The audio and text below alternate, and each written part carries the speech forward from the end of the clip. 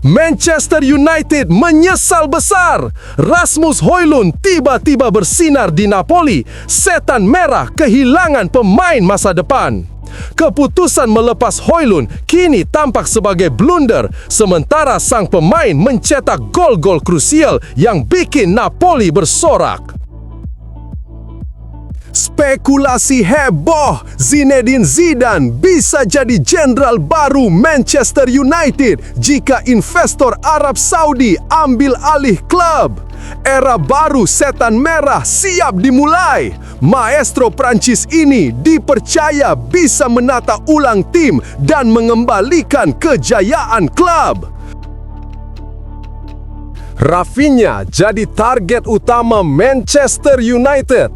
Harga fantastis Barcelona bikin fans terperangah.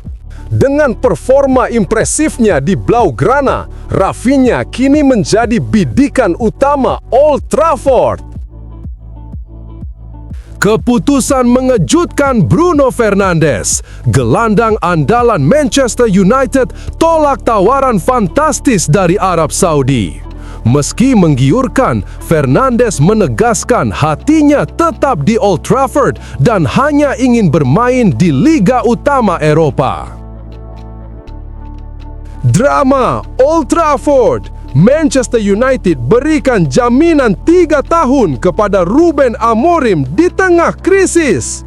Kemenangan atas Sunderland memberi secerca optimisme, tapi laga melawan Liverpool bakal jadi ujian besar pelatih Portugal ini.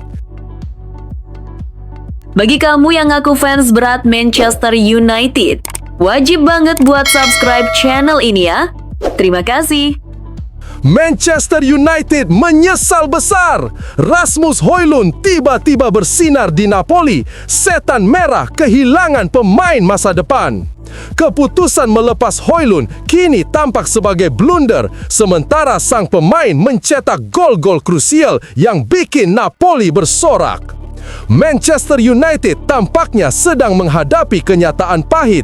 Rasmus Højlund, penyerang Denmark yang dilepas Setan Merah, justru langsung menemukan kembali magisnya di Napoli. Dengan status pinjaman 1 musim, Højlund tampil luar biasa sehingga keputusan Manchester United melepasnya kini terlihat sebagai kesalahan besar.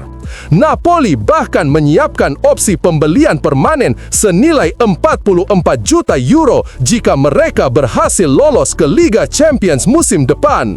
Sejak debutnya melawan Fiorentina, Højlund sudah menunjukkan kualitas mengesankannya. 2 gol pentingnya di Liga Champions melawan Sporting CP dan gol penentu kemenangan 2-1 atas Genoa pada 5 Oktober 2025 membuat Napoli bergemuruh, sementara fans Manchester United harus menelan kenyataan pahit. Penampilan impresif ini jelas menegaskan bahwa Setan Merah melepas seorang pemain yang sebenarnya memiliki potensi luar biasa. Keputusan melepas Højlund kini terlihat seperti kesalahan strategis yang serius. Pemain yang sempat tersendat di Old Trafford kini kembali memikat publik Eropa dan peluang permanen di Napoli bisa menjadi momen yang membuat Manchester United menyesal di masa depan. Bagaimana menurut kalian sahabat sepak bola? Apakah Manchester United benar-benar salah langkah melepas Højlund atau ini hanyalah awal kebangkitan sang pemain? Tinggalkan komentar kalian dan mari kita diskusikan bersama.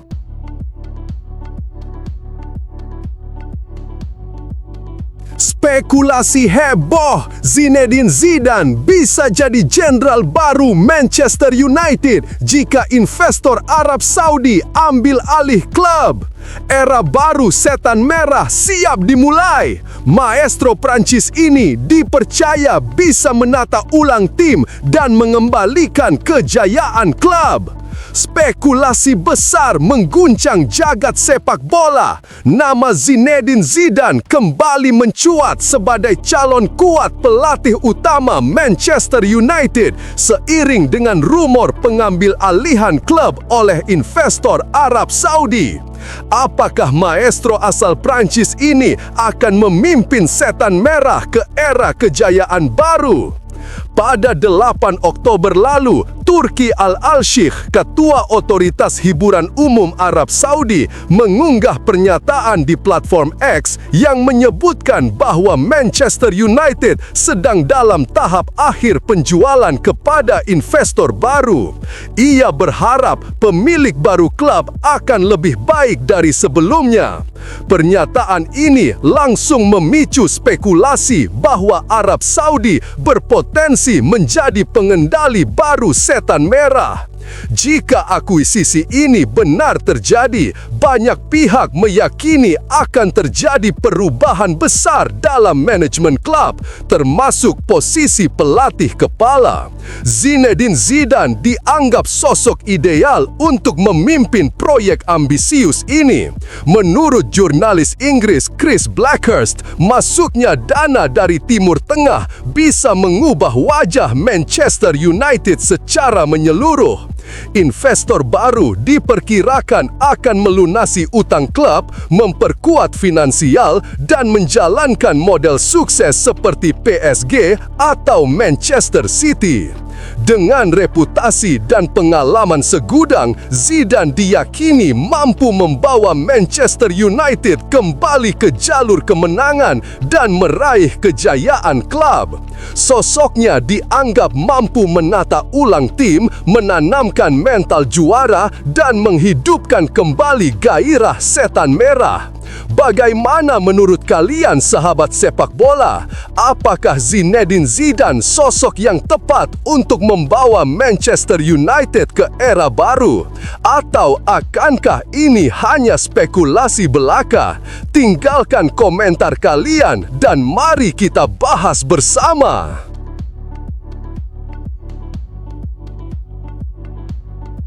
Rafinha jadi target utama Manchester United. Harga fantastis Barcelona bikin fans terperangah. Dengan performa impresifnya di Blaugrana, Rafinha kini menjadi bidikan utama Old Trafford. Manchester United kembali mengguncang bursa transfer dengan incaran utama mereka. Rafinha, winger berbakat asal Brasil yang tengah bersinar di Barcelona. Setelah tampil impresif bersama Blaugrana, Rafinha kini menjadi target utama Setan Merah untuk memperkuat sektor sayap mereka.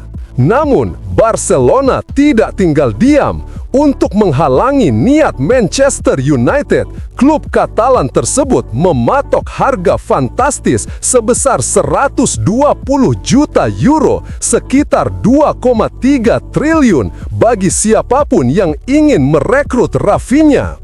Langkah ini menunjukkan bahwa Barcelona sangat menghargai kontribusi Rafinha dan tidak akan melepasnya dengan mudah. Performa gemilang Rafinha di Barcelona semakin menegaskan posisinya sebagai salah satu winger terbaik dunia. Kecepatan, teknik, dan insting mencetak golnya menjadikan sang pemain vital dalam strategi permainan Blaugrana.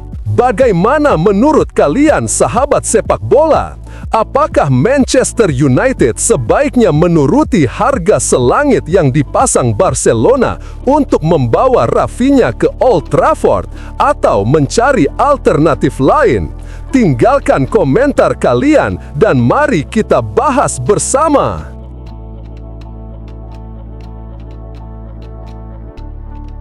Keputusan mengejutkan Bruno Fernandes. Gelandang andalan Manchester United tolak tawaran fantastis dari Arab Saudi. Meski menggiurkan, Fernandes menegaskan hatinya tetap di Old Trafford dan hanya ingin bermain di Liga Utama Eropa. Bruno Fernandes, gelandang andalan Manchester United, menegaskan bahwa dirinya tidak tertarik untuk hijrah ke Liga Pro Saudi. Menurut laporan dari BBC Sport, Fernandes menolak tawaran besar dari klub-klub Arab Saudi seperti Al Hilal dan Al Ittihad pada musim panas lalu untuk tetap bertahan di Old Trafford. Kontraknya dengan United masih berlaku hingga 2027 dengan opsi perpanjangan 1 tahun. Fernandes menepis spekulasi yang menyebutkan bahwa ia siap meninggalkan Manchester United setelah Piala Dunia musim panas depan dan menerima tawaran dari Arab Saudi. Ia menegaskan bahwa hanya tertarik bermain di liga-liga utama Eropa. Saat ini, Fernandes sepenuhnya berkomitmen untuk Manchester United. Ia percaya pada proyek jangka panjang di bawah kepemilikan bersama Sir Jim Ratcliffe dan yakin bahwa tim memiliki peluang untuk finish di peringkat 5 besar yang dapat mengantarkan mereka ke Liga Champions musim depan. Meskipun sering dimainkan di posisi gelandang yang lebih dalam, Fernandes tetap menjadi salah satu pemain paling berpengaruh di skuad United. Pelatih Ruben Amorim menekankan pentingnya peran Fernandes bagi tim setelah kemenangan melawan Chelsea, di mana Fernandes mencetak gol ke-100 untuk klub di penampilan Liga Premier ke-200-nya. Bagaimana menurut kalian sahabat sepak bola? Apakah keputusan Fernandes untuk bertahan di Manchester United merupakan langkah yang tepat, ataukah ia seharusnya mempertimbangkan tawaran dari Arab Saudi? Tinggalkan komentar kalian dan mari kita bahas bersama.